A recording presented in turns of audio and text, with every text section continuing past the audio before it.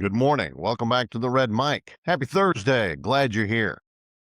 Today's Red Mic message, the plug-in. What do I mean by that? Well, it's a question of reliability. It's a question of not having to worry about things. It's, where do you need me, coach? But first, Red Mic messages are leadership and life lessons picked up from 25 years as a public servant, 16 years as a youth football coach and scouting volunteer, and 10 years as a mediocre athlete with far more heart than actual physical ability. Truth of the matter is, everybody wants to be the star. Everybody wants to be a member of the Avengers. They want the moment. They want the spotlight. They want the big play.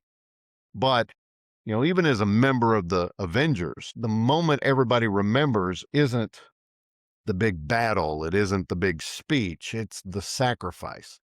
There's a scene in the movie The Avengers late in the battle, and it's the scene where everything that they did before was either won or lost. A missile, a nuclear missile, is headed for New York. They don't have time. They don't have a plan. They don't have a committee meeting, just a decision.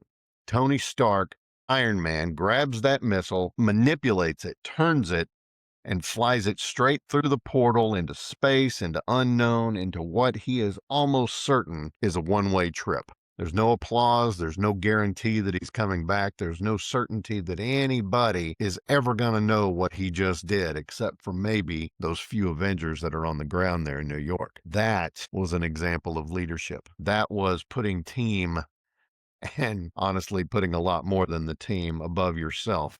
That was about doing the job that needed to be done. That wasn't about being a hero. That was stepping up, even if nobody really knew, even if he didn't make it back. Now, let's take that down to the football field level. Every kid wants the touchdown. I got close, never got one. Only points I ever scored, a safety. Probably the best game I ever played in my life. But nobody lines up thinking, man, I just hope I throw a good block so my buddy John Browning can score. Although I did that a lot. But that block, that's the missile. That's the moment. That's the grab and move it. And most of the time, nobody knows it happens. Nobody cheers it. But without it, the play ends right there. That's the life of a lineman. That's the utility infielder who plays 3 different positions in 2 or 3 games that week. That's the same thing for the kid or the team member who just quietly does their job. I'm going to make this personal now. My first year as a head coach in football, I almost made a mistake, not out of pride, but out of concern of what other people, other parents might think. We had a kid on our team. He was clearly the best player on our team to play quarterback. He was really the only choice for quarterback. That was my son, Daniel. And my assistant coach had to convince me to put him there. I was so focused on not showing favoritism that I almost hurt our team, because the truth was looking all of us in the face. He was our best quarterback. He wore number 10 because he idolized Vince Young. Fast forward to my last year coaching him. He was still our best quarterback, and he played some there. But that season, he became something else. If we needed a solid shotgun snap, he did it. If we needed a tight end who could block hard and catch very well, he did it. Running back, done. Blocking back, done. Pulling guard, done. Extra points, he kicked several. He became, for that team, the guy we could plug in anywhere and trust that they would get the job done. Over that season, over all the years that I coached him, the only 2 positions I never played him were cornerback and safety. But he became the guy that I could plug in anywhere and trust. And I know he wanted the ball more.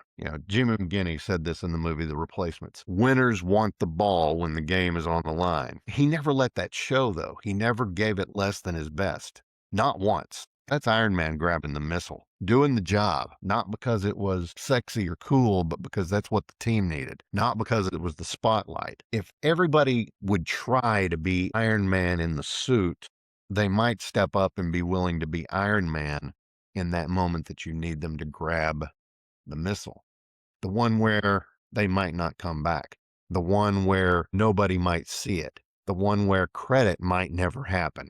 That's where great teams are built. That's where leadership is revealed. So here's the question. When your moment comes, are you chasing the spotlight or are you willing to take that missile, fly it through the breach, and just do the job that needs to be done, regardless of whether or not you end up in the headlines? The most important jobs are often invisible.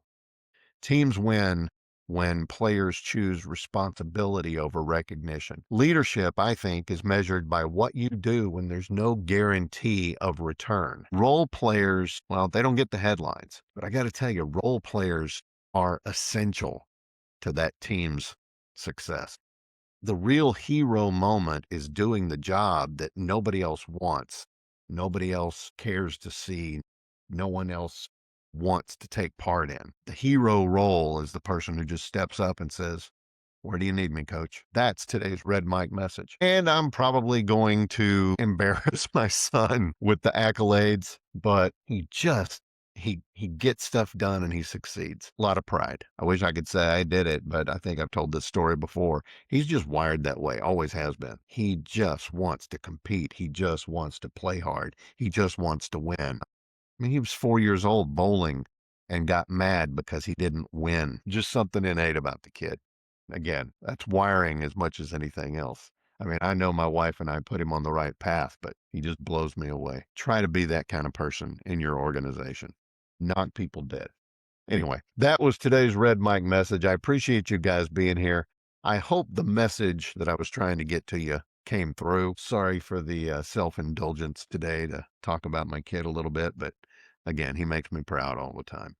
Tomorrow, hashtag Fun Friday. Probably not going to do a Fun Friday. Probably going to focus on Good Friday because that's what tomorrow is. And then, of course, Sunday is Easter. Please give me a like, a follow, and a share.